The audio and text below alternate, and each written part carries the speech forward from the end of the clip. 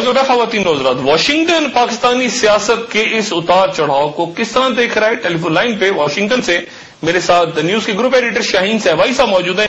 शाहीन साहब अस्सलाम वालेकुम। जी डॉक्टर साहब अस्सलाम वालेकुम।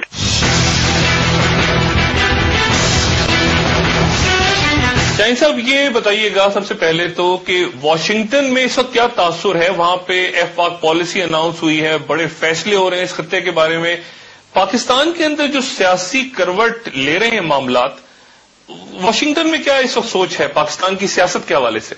अच्छा, यहाँ वाशिंगटन में बड़ी एक तरह से बेचैनी है और एक अनसर्टेनिटी की फिजा है और ये लोग चाहते हैं कि ये अपने जो अंदरूनी मामलात है पाकिस्तान ये जितनी जल्दी हो सके सेटल करें ताकि एक गवर्नमेंट जो है वो पूरी तरह फिर अपनी अफगानिस्तान और वजीरिस्तान और टेररिज्म के ऊपर फोकस कर सके। इनकी पोजीशन इस वक्त ये है कि इन्होंने एक तरह से अपने हाथ खींच लिए हैं कि भाई ये आपके अंदरूनी मामलात हैं, हम किसी को सपोर्ट नहीं कर रहे, हम किसी को बैक नहीं कर रहे, आप जिसको जो प्रोसेस के तरीके से आप जो भी करना चाहते हैं करें, मगर जितनी जल्दी कर सकते हैं कर लें। शाहीन साहब, पाकिस्तान के अंदर जो हो रहा है इस वक्त, आप कैसे देख रहे हैं मामलात को? यानी एनआरओ का फैसला जो भी सामने आता है, उससे पहले ये नैब जो है वो एक्टिव हुई है, एफआईए एक्टिव होती है तो उसके डीजी को हटा दिया जाता है, चीफ जस्टिस उस पर नाराजगी का इजहार करते हैं क्योंकि वो बहुत ऑनेस्ट डीजी थे गालिबन। और ये कैसे देख रहे हैं आप इस वक्त? बहुत से वुज़रा बहुत कॉन्फिडेंट नजर आ रहे हैं, कोई परेशानी बज़ाहिर जाहिर नहीं कर रहे, कुछ की तलबी हो रही है नैब में, एक अजब सा खिंचाव है इस वक्त इस्लामाबाद में।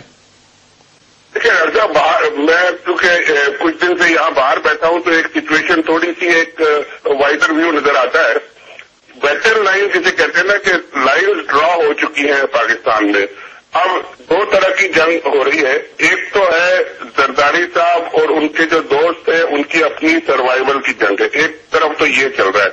दूसरी तरफ जो है ये पूरा प्रोसेस जो है इसको बचाने की जंग हो रही है कि किस तरह हम ये सिस्टम को कायम रखें। तो ये बैटल लाइन बड़ी क्लियर है। अब इसमें आप देख रहे हैं कि जरदारी साहब की अपनी जंग जो है वो किस लेवल पे लड़ी जा रही है। वो सिंध कार्ड और जलसे जुलूस और वो आपको और मुझे गालियां दे के वो सारा ब्लेम हम लोगों पे ट्रांसफर करना चाहते हैं, हालांकि उनकी अपनी जो कुछ उन्होंने बोया है पिछले 1.5-2 साल में वो अब काट रहे हैं। अच्छा शाहीन साहब, ये बयान करें कि ये जो फैसला है जो भी आता है एनआरओ पे फैसला, ज्यादातर लोग ये समझते हैं कि उसके नतीजे में फिर मजीद पिटीशन सामने आएंगी और पेंडोरा बॉक्स इतने सारे जो पहले खुल गए हैं, बैंक ऑफ पंजाब और कर्जों की लिस्टें और बाहर के अकाउंट्स के रिकॉर्ड, तो ये सारे उसके बाद फिर मुख्तलिफ पेंडोरा बॉक्स खुल जाएंगे। ये बिल्कुल सही है कि ये एक तो फैसला एनआरओ पे आएगा और उसके बाद ऑलरेडी आप देख रहे हैं कि अदालत ने बाकी तमाम चीजें भी उठ रही है। स्विस अकाउंट्स का जिक्र भी आ गया है, ईसीएल का जिक्र भी आ गया है कि ये किस तरह कुछ लोग भाग गए। एनआरओ के जो बाकी केसेस है डिस्क्वालिफिकेशन और क्वालिफिकेशन उनका जिक्र भी आ रहा है। तो ये सारी चीजें आएंगी और यही एक लड़ाई है जो पर्सनल लड़ाई है जरदारी साहब और उनके लोगों की, एनआरओ ज्यादा लोगों की, जो उन्होंने अपने पर्सनल लेवल पे लड़नी है।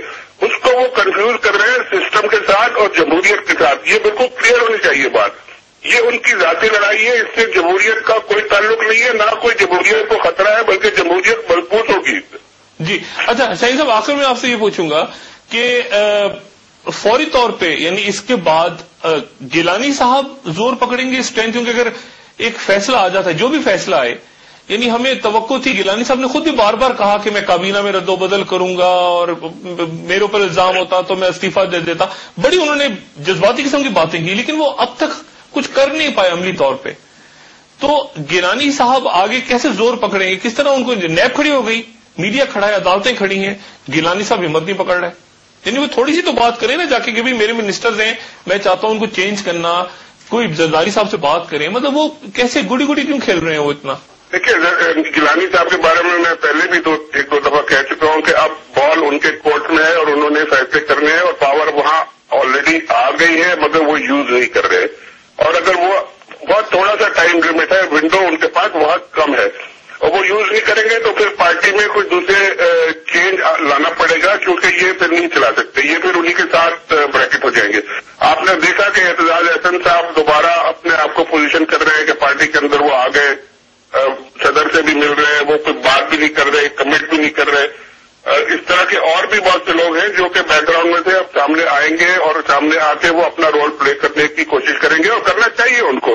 گیلانی صاحب اگر نہیں کرتے اپنا رول پلے تو پھر دوسرے لوگوں کو کرنا پڑے گا, اور نیا سیٹ اپ آ کے اور پھر اپنے آپ کو انڈیپینڈنٹلی چلائے, نواز شریف صاحب وغیرہ کو بھی ساتھ لے کے پارلیمنٹ کو مضبوط کرے.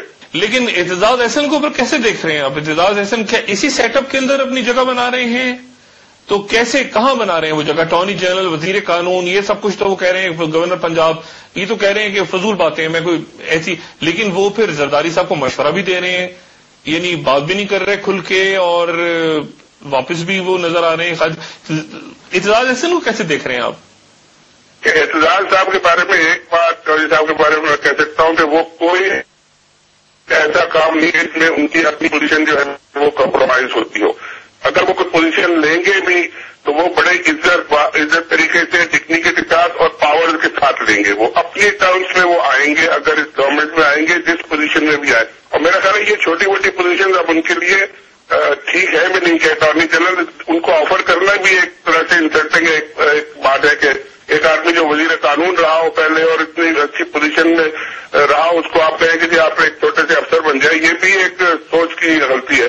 لیکن اب وہ اگر آئیں گے تو ایک بڑی لیڈنگ پوزیشن میں آئیں گے, پارٹی لیڈر کے طور پہ کیا آتا ہے, پرائم منسٹر کے طور پہ آ سکتے ہیں, لیڈر آف دی ہاؤس بن کے آ سکتے ہیں, کچھ بھی, مگر یہ کہ وہ اپنی ٹرمز میں آئیں گے اور خود جو وہ چاہتے ہیں وہ کریں گے, نہ کہ وہ ڈکٹیشن لیں گے ایوان صدارت سے. اب یہ کہ کچھ کمپرومائز چھوٹا بہت کر کے دونوں کو اگر سروائیو کرنا ہو تو ٹھیک ہے, لیکن ہوں گے وہ, اگر ہوں گے تو ایک انڈیپینڈنٹ پرائم منسٹر ہوں گے. نہیں تو پھر کیا گیلانی کیا بول رہے ہیں, انڈیپینڈنٹ لانے کی کیا ضرورت ہے؟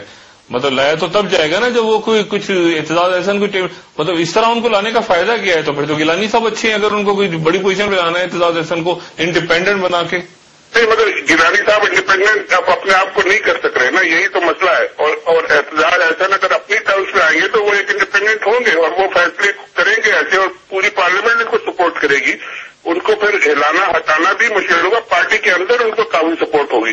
یہ ان کے لیے ایک بڑا پلس پوائنٹ ہے جو کہ گیلانی صاحب اس کو کیش ابھی نہیں کر سک رہے. اب پتہ نہیں کیوں نہیں کر سک رہے, یہ ان کی اپنی مجبوری ہوگی, لیکن یہ کہ ان کو چانس ملا ہے, ابھی بھی تھوڑی بہت ونڈو موجود ہے, لیکن وہ اس کو ضائع کر رہے ہیں. شاہین صاحب بہت شکریہ, انشاءاللہ آپ سے بات ہوتی کہ خواتین وزراء. شاہین صاحب صاحب کا خیال یہ کہ اگر اعتزاز احسن موجودہ سیٹ اپ میں شامل ہوں گے تو کسی بڑے عہدے پر, جو کہ ان کے مطابق یعنی شاہین صاحب کے مطابق وزارت عظمیٰ سے کم نہیں ہوگا یا نہیں ہونا چاہیے. لیکن یہاں یہ دو مسئلے, پہلا تو یہ کہ اعتزاز احسن صاحب کو اس کے لیے قومی اسمبلی کا انتخاب لڑنا ہوگا. پھر اگر وہ بااختیار طاقتور وزیر اعظم بننے کی شرائط زرداری صاحب سے منوا لیتے ہیں تو یہ عہدہ زرداری صاحب اعتزاز احسن کو کیوں دیں گے؟